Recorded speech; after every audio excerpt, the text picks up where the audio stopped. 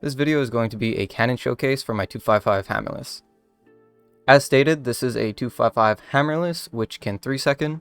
The cannon has an efficient nuke that nukes down to Y level 34. It can also OSRB, use bypass TNT, double tap, and slab bust.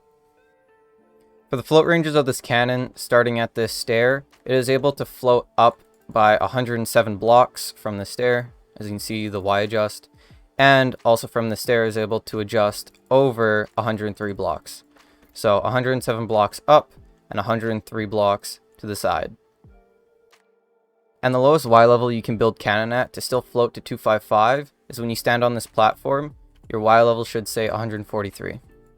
This kind of information will be down in the description along with other cannon information. Now on to watering cannon. I suggest you start at this dispenser here, which is shot control, and then follow the path I take. Let's go over to sand comp. Water these infinite boosters. Go up into this booster here. Up here to water that.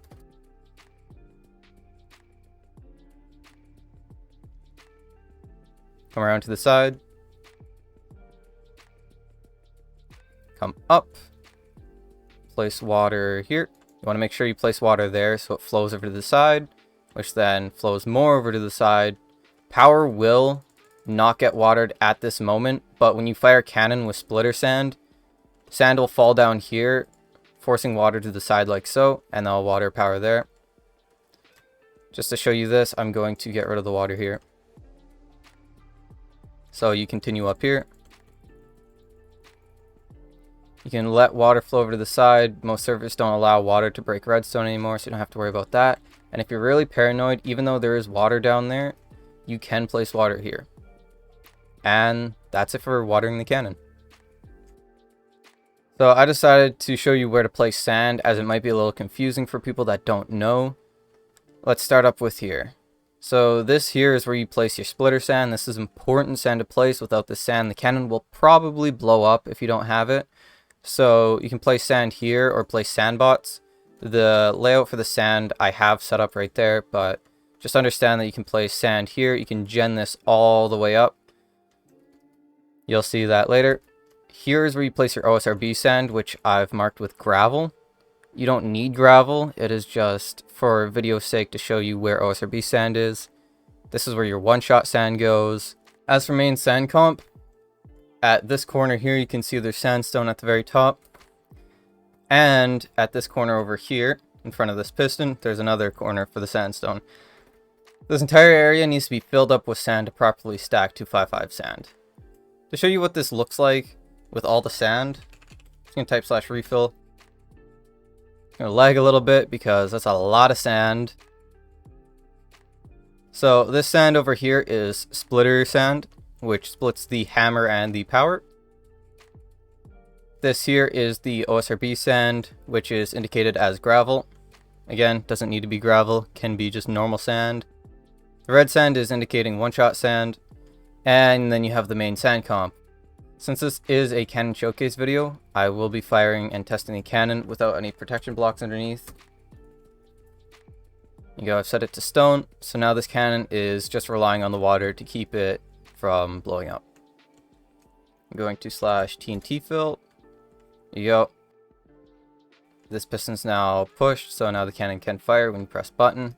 So I probably won't be pressing button, I'll be using a lever. And I'll place a chunk loader. An important thing to know about this cannon is that it triple ticks. So this shot control is set up to dispense 3 TNT each time the cannon fires, because your power is also set up to do the same. So say you're button spamming continuously, this shot control will mimic power. So when you run out of TNT in power, your shot control also runs out of TNT, disabling cannon from firing. This helps stop cannon from blowing up. So this Hammerless does have toggles here, which is nice.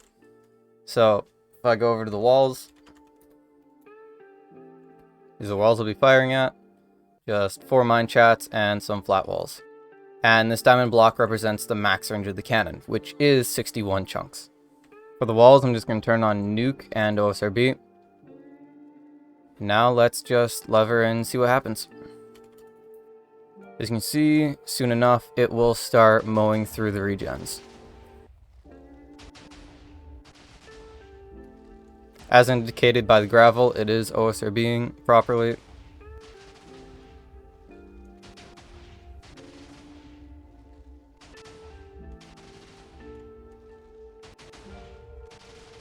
Everything seems to be working completely fine. I'm going to stop levering here.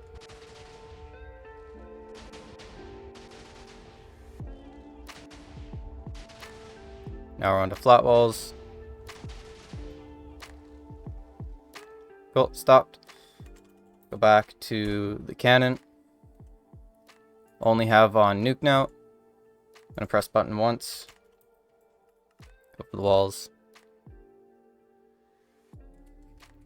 Just want to show you how much the nuke actually nukes. So that nukes all the way down, and it nukes down to Y level 34 for the sand.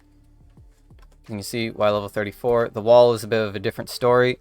If it's obsidian, it's going to leave multiple holes in the wall, about 12, I believe. So it's going to act sort of like a pseudo at the same time. If I go back to the cannon, turn on lever, go back to the walls. Just wait for it. I'll just start nuking through walls. I do have to note that on PvpWars, efficient nukes are a bit scuffed on obsidian walls. Just obsidian walls, so if you're firing at cobblestone walls, it should be fine. And now we're hitting the diamond block, which is the max range of the cannon. As for the schematics for the cannon, there are 3 different schematics in the description. There's a stone, cobblestone, and obsidian schematic, each along with a watered variant, so I guess there's 6, but there's 3 different types of blocks for people that can choose from. I do want to note that the cannon was made for PvpWars, as why there's a giant auto comp on it, so you don't have to refill sand nearly as often. And that's it. Thank you for watching.